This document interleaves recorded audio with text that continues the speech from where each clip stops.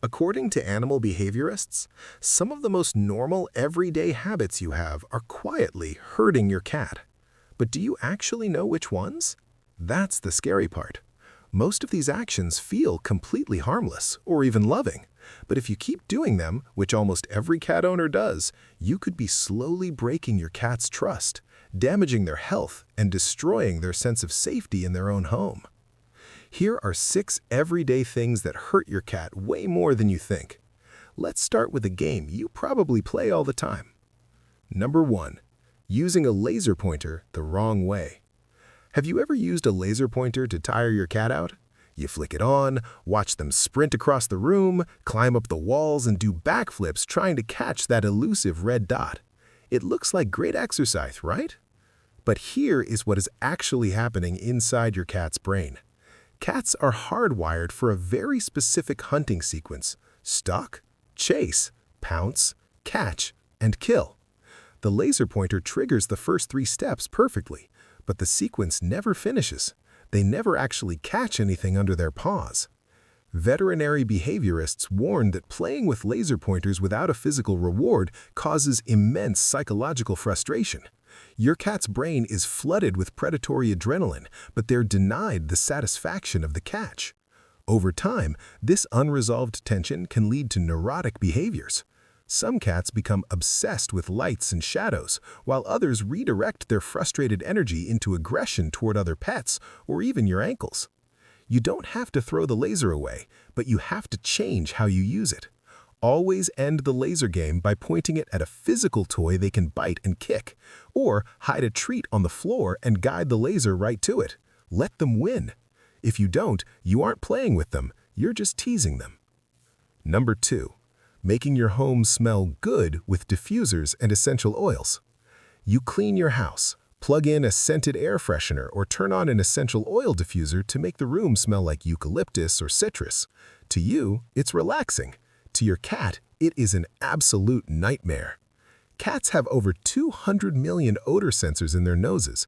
Humans have about 5 million. A scent that is pleasantly mild to you is completely overwhelming to them. It's the equivalent of being trapped in a tiny elevator with someone wearing a gallon of cheap perfume. It causes them chronic stress and sensory overload. But it gets worse. This isn't just about comfort, it is about toxicity.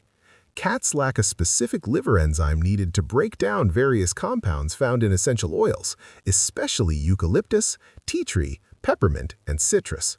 When you diffuse these oils into the air, the microdroplets land on your cat's fur. When they groom themselves, they ingest those toxins. Over time, chronic exposure to heavy synthetic fragrances and essential oils can lead to respiratory issues, lethargy, and even liver damage. So, if you want a happy, healthy cat, ditch the heavy air fresheners. Your cat's biological system simply cannot handle the chemicals you're pumping into their air. Number 3. Using your hands as toys. When you bring a tiny, fluffy kitten home, it is incredibly tempting to wiggle your fingers on the couch or let them playfully bite and scratch your hands. It's cute, it doesn't hurt, and it feels like bonding. But fast forward a year or two, suddenly you have a 12-pound adult cat launching an attack on your arm while you're just trying to watch TV, and you have no idea why they're being so aggressive. Here's the harsh reality. They aren't being aggressive. You trained them to do this. By using your hands and feet to play with them when they were young, you taught them that human skin is a toy and that biting your flesh is an acceptable way to burn off energy. Cats don't understand the concept of "you're bigger now, so it hurts." They just know the rules of the game you established. When you suddenly yell at them or pull away, it confuses and stresses them. You're breaking their trust. The fix is absolute consistency. Hands are for petting, holding, and feeding. Toys are for hunting. The moment teeth or claws touch your skin, play stops immediately. Number 4. Forcing them to interact with strangers. You have guests over, and your cat immediately darts under the bed or hides behind the sofa. What do most owners do? They reach under the bed, drag the cat out, and hold them while guests try to pet them, saying, "Oh, don't worry, they're just shy. Say hi." This is one of the most damaging things you can do to a cat's sense of security. Cats are territorial and highly sensitive to changes in their environment.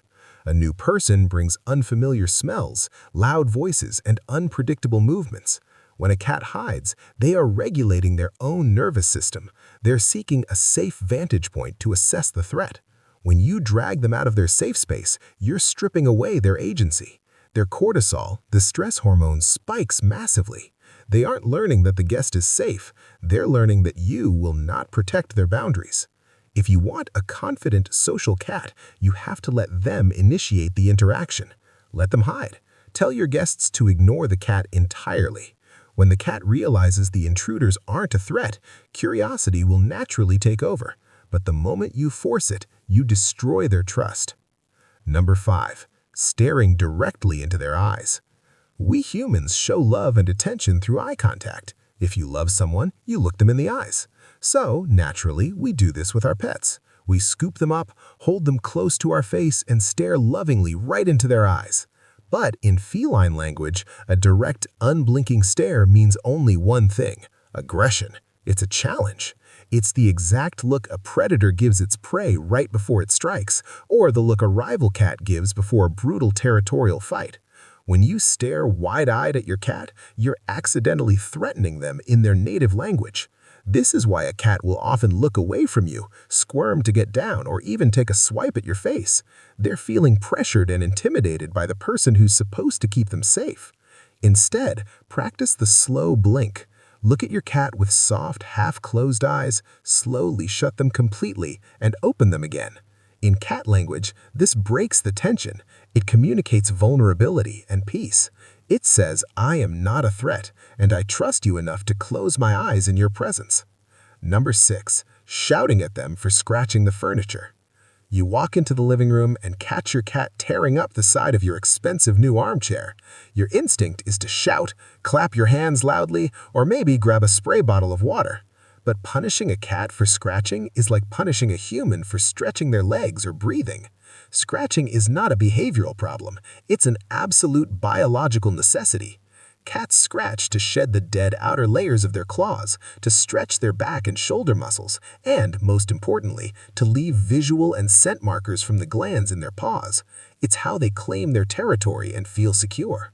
When you yell at them or spray them with water, they don't think, "Oh, I shouldn't scratch the chair." They think, "My human becomes violent and unpredictable when I try to communicate and groom myself." It causes deep anxiety. If your cat is scratching the sofa, it's not because they are bad. It's because you haven't provided a better alternative. You need a scratching post that's tall enough for them to stretch their entire body, heavy enough that it won't wobble, and placed right next to the piece of furniture they were destroying. Don't punish the instinct, redirect it. Your cat doesn't hold grudges, but they do keep score when it comes to feeling safe. The fact that you're watching this means you care enough to get it right. If this video made you rethink how you interact with your cat, hit the like button and subscribe. It's the best way to help other cat owners stop making these same silent mistakes. Because at the end of the day, our cats are our entire world, and it's our job to make that world as safe as possible.